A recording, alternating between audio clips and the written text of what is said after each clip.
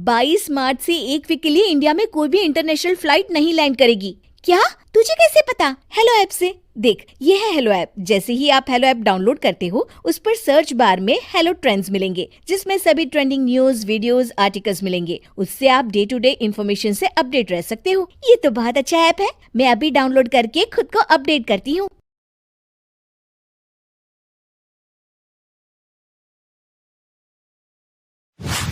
सुगंधा और उसकी सास कांता के बीच एक अजीब सी जंग रहती थी।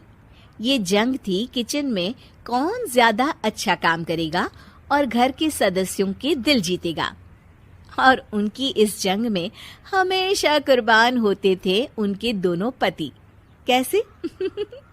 आइए देखते हैं इस किचन पॉलिटिक्स की कहानी में। एक दिन किचन में, माँ जी, आज मैं बना रही हूँ मेथी की सब्जी। इस खाने से घर वालों के पेट की सारी समस्या खत्म हो जाएगी।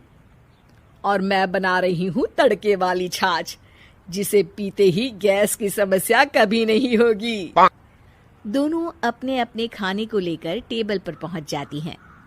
तभी सुगंधा के ससुर उसकी बनाई सब्जी की तारीफ कर देते हैं। अरे वाह, मेथी की सब्जी भी बनी है, बड़ी ही स्वादिष्ट है। वाह बहू वाह। अरे बहू, लेकिन इसमें इतनी सारी मेथी बर्बाद करने की क्या जरूरत थी?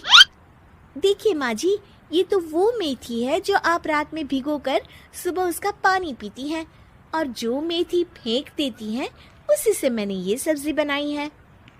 अरे वाह बहू, तुमने तो बड़ा ही समझदारी का काम किया। बस अब क्या था। कांता जी का तो मानो ये सुनकर खून ही सूख गया। वो फैसला कर लेती है कि किसी भी तरह वो अपने खाने की तारीफ लेकर ही रहेगी और सुगंधा को किचन में उसकी कमियां गिनाएगी। कांता फ्रिज खोलकर देख रही होती है और फिर सुगंधा से कहती है, अरे बहू, ये क्या, पूरा फ्रिज गंदा पड़ा है।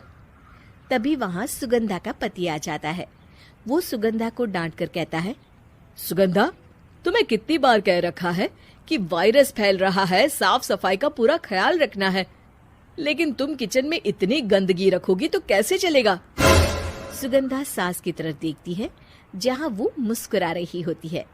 सुगंधा समझ जाती है कि सास ने उससे बदला लेने के लिए ये सब किया है। दोनों रात के खाने की तैयारी में लग जाती हैं। दोनों ना एक दूसरे की तरफ देखती हैं और ना ही एक दूसरे से बातें करती हैं। रात को खाने की टेबल पर एक एक कर दोनों कई तरह के अलग अलग व्यंजन टेबल पर लगा देती हैं और अपने अपने पति के पास जाकर खड़ी हो जाती हैं। अरे खाइए जी खाइए, मैंने बड़ी मेहनत से बनाया है। प्लेट में वो खाना डालती हैं।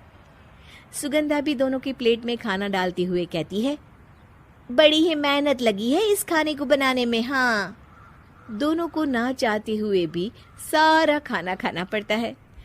कहीं दही तो कहीं मलाई तो कहीं मसाला। और इन सब के बाद दोनों बड़ी ही मुश्किल से अपने कमरे में सोने जाते हैं।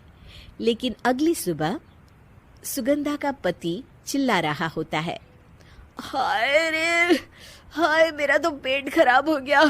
हाय माँ, बहुत दर्द हो रहा है। तो वहीं कांता के कमरे से भी कुछ ऐसी ही आवाज आने लगती है। हे भगवान, इस सास बहू की लड़ाई हमारी जान लेकर रहेगी। जाओ कोई डॉक्टर को बुला कर लाओ। डॉक्टर आते हैं।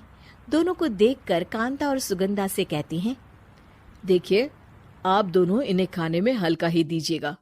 हो सके तो रात का खाना जल्दी खाया करे और वॉक किया करे। इतना कहकर डॉक्टर वहां से चले जाते हैं।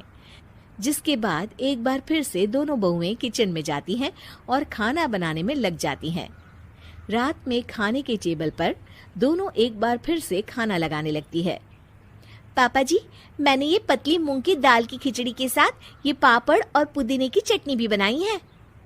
अरे बहू, अभी अभी बेचारे पेट की बीमारी से गुजरे हैं। इतना भारी खाना तो डॉक्टर ने भी मना किया है ना। देखिए, मैंने आप दोनों के लिए सूप बनाया है। और दोनों उन लोगों की प्लेट में खाना डालने लगती हैं। तभी दोनों एक साथ बोल पड़ते हैं, बस करो, हमें माफ करो। हमें नहीं खाना इस घर में, ना खिचड़ी और ना ही सूप। हम इंसान हैं, एक वक्त में एक ही खाना खा सकते हैं।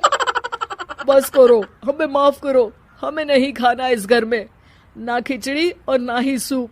हम इंसान हैं, एक वक्त में एक ही खाना खा सकते हैं। इतना कहकर वो दोनों वहां से चले जाते हैं। कहानी का अंत। आप लोग उम्मीद कर रहे होंगे कि अंत में सब ठीक हो जाएगा।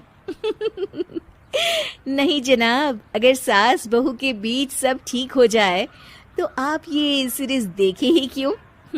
तो मजा लीजिए इस चैनल में सास बहू से जुड़ी कहानियों का, क्योंकि ये ऐसा रिश्ता है जिसकी मिठास उसकी खटास में हमेशा ज्यादा ही रहती है।